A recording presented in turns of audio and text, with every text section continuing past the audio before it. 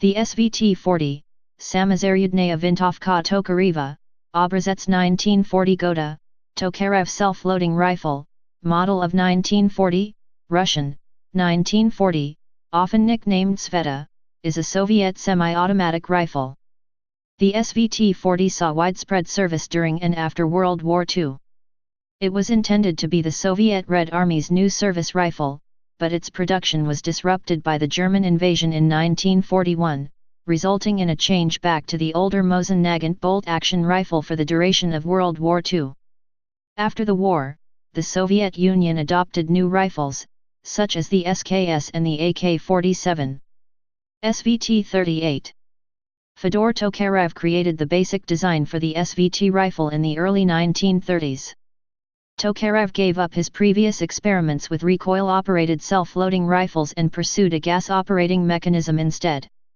Soviet leader Joseph Stalin had a great interest in semi-automatic infantry rifles, and the army held trials of automatic rifle designs in 1935.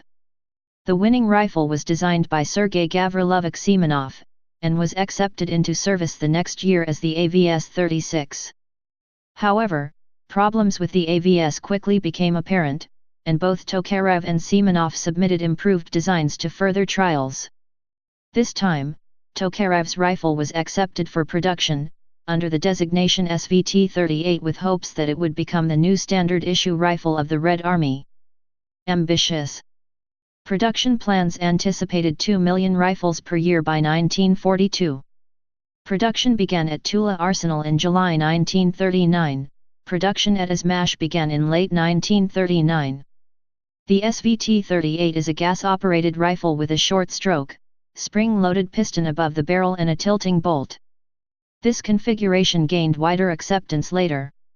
There is some dispute about who exactly first developed this operating principle, as the SVT's mechanism, as implemented in 1935 competition prototype, closely resembles D. Udon Sive's design of 1937.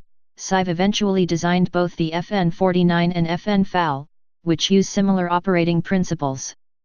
Soviet small arms were usually of simple and robust construction, designed for use by poorly educated and sometimes poorly equipped soldiers. The SVT-38, in contrast, had been designed with weight saving in mind, including its wood stock, receiver, and action. It was a gas-operated action with a gas cylinder cup that was not readily accessible. It was complex by Soviet standards, and was not suited to handle corrosively primed ammunition without frequent cleaning. The SVT-38 was equipped with a bayonet and a 10-round detachable magazine. The receiver was open-top, which enabled reloading of the magazine using 5-round Mosin-Nagant stripper clips. Fairly advanced features for the time were the adjustable gas system, muzzle brake, and telescopic sight rails milled into the receiver. The sniper variant had an additional locking notch for a see-through scope mount and was equipped with a 3.5 times PU telescopic sight. This instrument was slightly shorter than the otherwise similar PU scope used on the Mosin-Nagant M1891/30 sniper rifle. SVT-40 and its derivatives. The SVT-38 saw its combat debut in the 1939–1940 Winter War with Finland. The initial reaction of the troops to this new rifle was negative. Among the issues were that the rifle was too long and cumbersome, difficult to maintain, and the magazine had a tendency to fall out. Production of the SVT-38 was terminated in April 1940 after some 150,000 examples had been manufactured. Subsequently, an improved design, designated the SVT-40, entered production. It was a more refined, lighter design incorporating a modified, folding, magazine release. The handguard was now of one-piece construction and the cleaning rod was housed under the barrel. Other changes were made in an effort to simplify manufacturing. Production of this improved rifle began in July 1940 at Tula, and later at factories in Izhevsk and Podolsk. Production of the Mosin-Nagant M1891/30 bolt-action rifle continued, and it remained the standard issue rifle to Red Army troops, with the SVT-40 more often issued to non-commissioned officers and elite units like the naval infantry. Since these factories already had experience manufacturing the SVT-38, production geared up quickly and an estimated 70,000 SVT-40s were produced in 1940. By the time the German invasion began in June 1941, the SVT-40 was already in widespread use by the Red Army. In a Soviet infantry division's table of organization and equipment, 1/3 of rifles were supposed to be SVTs, though in practice they seldom achieved this ratio. The first months of the war were disastrous for the Soviet Union. They lost hundreds of thousands of SVT-40s. To make up for this, production of the Mosin-Nagant rifles was reintroduced. In contrast, the SVT was more difficult to manufacture, and troops with only rudimentary training had difficulty maintaining it. In addition, submachine guns like the PPSH-41 had proven their value as simple, cheap, and effective weapons to supplement infantry firepower. This led to a gradual decline in SVT production. In 1941, over 1 million SVTs were produced, but in 1942 Izhevsk Arsenal was ordered to cease SVT production and switch back to the Mosin-Nagant 91/30. Only 264,000 SVTs were manufactured in 1942, and production continued to diminish until the order to cease production was finally given in January 1945. Total production of the SVT-38/40 was around 1,600,000 rifles, of which 51,710 were the SVT-40 sniper variant. In service, SVTs frequently suffered from vertical shot dispersion. The Army reported that the rifles were of flimsy construction and there were difficulties experienced in their repair and maintenance. Many rifles were poorly seated in their stocks, letting the receiver shift on firing. This led to a field modification that selectively shimmed the stock with birch chips. For a sniper rifle, this was unacceptable, and production of the specialized sniper variant of the SVT was terminated in 1942. At the same time, milling scope rails in the receivers of standard SVT rifles was also discontinued. Other production changes included a new, simpler muzzle brake design.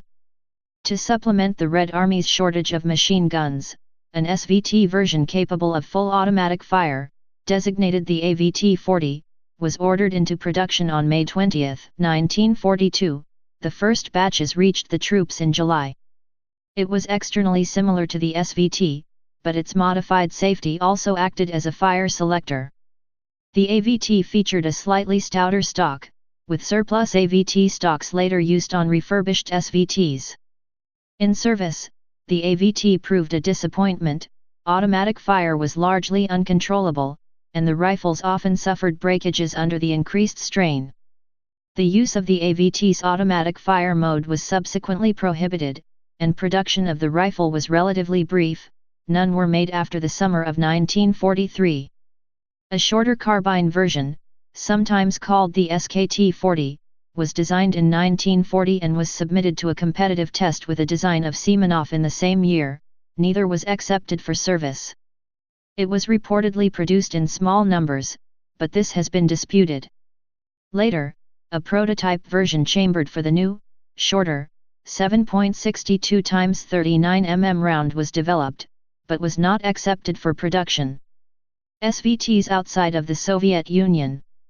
The first country outside the Soviet Union to employ the SVT was Finland, which captured some 4,000 SVT-38s during the Winter War, and over 15,000 SVTs during the Continuation War. The SVT saw extensive use in Finnish hands. Germany and other Axis countries captured hundreds of thousands of SVTs from the Eastern Front, World War II. As the Germans were short of self-loading rifles themselves, SVTs, designated as G.259, by the Wehrmacht, saw widespread use in German hands against their former owners. The Germans issued their own operating manual for the SVT. Study of the SVT's gas-operated action also aided in the development of the German Gewehr 43 rifle. Post-war. After the war, SVTs were mostly withdrawn from service and refurbished in arsenals, then stored. In Soviet service, firearms like the SKS and the AK-47 as well as the later SVD made the SVT obsolete, and the rifle was generally out of service by 1955. Only a few SVTs were exported to Soviet allies and clients. Reportedly, some SVTs were used by Cuban revolutionaries in the 1950s.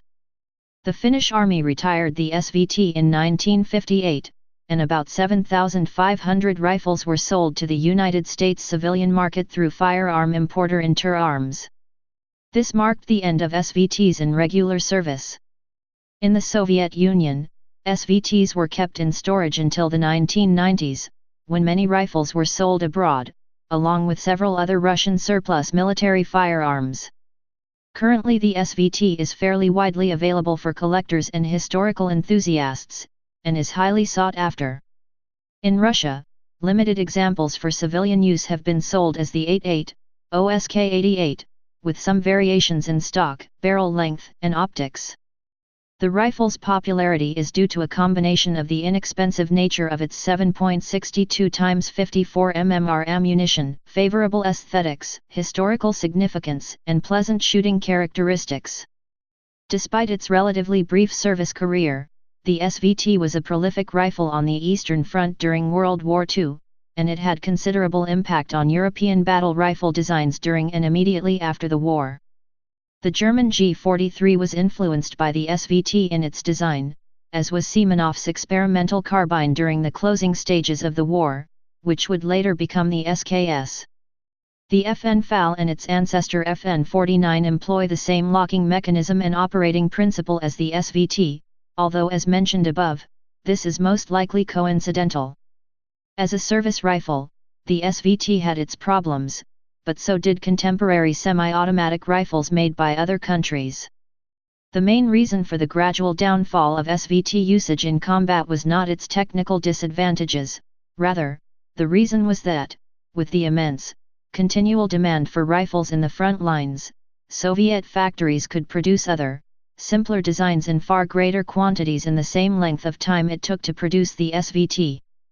Users: Afghanistan, Democratic Republic of Afghanistan, Albania, People's Socialist Republic of Albania, Bulgaria, People's Republic of Bulgaria, Croatia, Cuba, Czechoslovakia, Egypt, Finland, captured from Soviet troops, East Germany, German Democratic Republic, Georgia, Nazi Germany, captured from Soviet troops, Hungary, People's Republic of Hungary, North Korea, Philippines, used by the Hukbalahap communist guerrillas during World War II under the Japanese occupation and Hukbalahap Rebellion, Poland, People's Republic of Poland, Romania, People's Republic of Romania, Soviet Union, North Vietnam, Yugoslavia.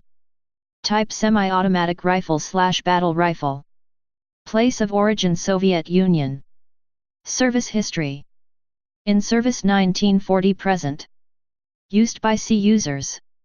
Wars: Winter War, Continuation War, World War II, Hukbalahap Rebellion, Korean War, Vietnam War, Cuban Revolution, Yugoslav Wars, First Chechen War, Second Chechen War. Production history.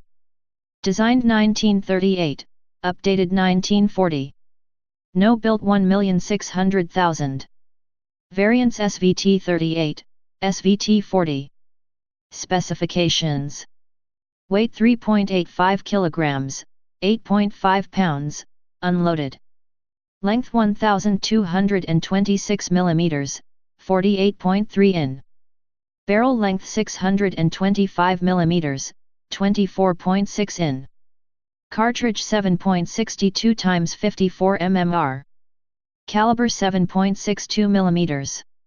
Action gas-operated short-stroke piston, tilting bolt. Muzzle velocity 838 m/s, 2,722,760 ft/s, light bullet ARR 1908. Effective firing range 500 meters, 550 yd, 1000 meters, 1100 yd, plus, with scope. Feed system 10-round detachable box magazine. Please subscribe and thanks for watching.